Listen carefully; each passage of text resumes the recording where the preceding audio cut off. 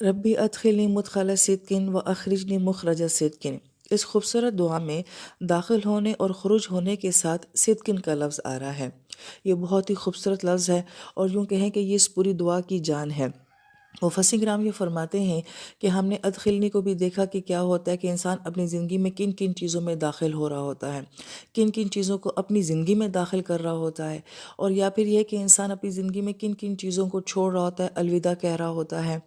تو گویا کہ اس سارے منظر کو جاننے کے بعد اصل بات کیا ہے کہ آپ زندگی میں جس چیز کو بھی الوداع کہہ رہے ہیں، چھوڑ رہے ہیں، اگر آپ سچائی کے اوپر ہیں تو اس کا چھوڑنا کوئی معنی نہیں رکھتا، یا اس چیز کا چھوٹ جانا کوئی معنی نہیں رکھتا۔ اور جس چیز کو بھی آپ اپنی زندگی میں داخل کر رہے ہیں، یا آپ جس چیز میں بھی آپ انٹر ہو رہے ہیں، اگر آپ سچائی کے ساتھ ہو رہے ہیں تو پھر گویا کہ وہ چیز آپ کے لیے خوبصورت ہے۔ نبی علیہ السلام مکہ شریف چھوڑ رہے ہیں، مدینہ شریف میں جا رہے ہیں، مگر کس سچائی کے ساتھ، کس ایمانداری کے ساتھ آپ مکہ کو چھوڑ رہے ہیں کہ آپ نے 13 سال مکہ کو اپنی زندگی کے دیے ہیں اور بھرپور دعوت دی ہے، اور فل ایفرٹ کرنے کے بعد جب یہ لوگ نہیں مانے ہیں تو اگرچہ آپ جا رہے ہیں، اور بظاہر اگر دیکھا جائے تو آپ علیہ السلام جو ہے وہ چھپ کے جا رہے ہیں، مگر پوری سچائی، پوری ایمانداری اور پوری فخر اور پوری ضمیر کی سچائی کے ساتھ جو ہے آپ یہاں سے جا رہے ہیں۔ یہی وجہ ہے کہ بھی مدینہ شریف میں آپ کا جانا جو ہے بڑا مبارک ہوتا ہے۔ جب زندگی میں کسی چیز کو چھوڑنا پڑ جائے، اور اگر آپ حق پر ہیں اور سچ کے اوپر ہے اور ایمانداری کے ساتھ ہیں، تو پھر جس چیز میں بھی داخل ہو رہے ہوں گے وہاں کامیابیاں ہماری منتظر ہوں گی انشاءاللہ تعالیٰ۔ یہ بہت خوبصورت ایک امیج ہے اس دعا کا کہ کسی چیز کا چھوڑنا جو ہے وہ اتنی اہمیت نہیں رکھتا، مگر یہ کہ آپ اس کو کس سچویشن کے ساتھ چھوڑ رہے ہیں۔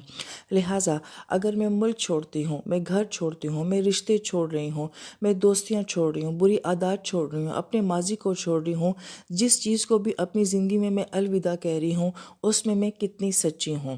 اور جس چیز کو بھی میں اڈاپٹ کر رہی ہوں، جس رشتے، تعلق، نوکری، سبجیکٹ، ماحول،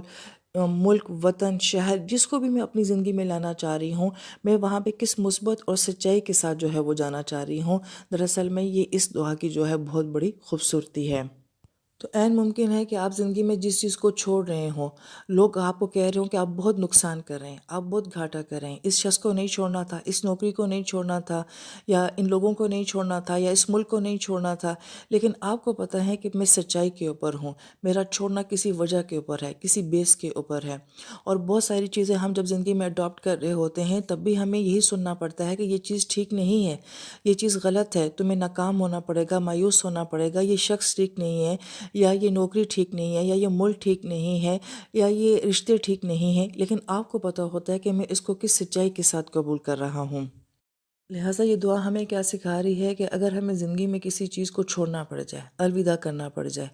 تو اگر ہم سچائی کے اوپر ہیں تو پھر پیچھے مڑ کے کبھی مت دیکھنا کہ کیا چھوٹ گیا ہے، اور جس چیز کو بھی اپنی زندگی میں ہم ویلکم کر رہے ہیں تو اگر اس کو پوری سچائی اور ایمانداری کے ساتھ ویلکم کر رہے ہیں تو پھر پورے اعتماد کے ساتھ ویلکم کریں کہ اللہ تعالیٰ اس آنے والی چیز کو ہمارے حق میں بہتر کر دیں گے انشاءاللہ تعالیٰ۔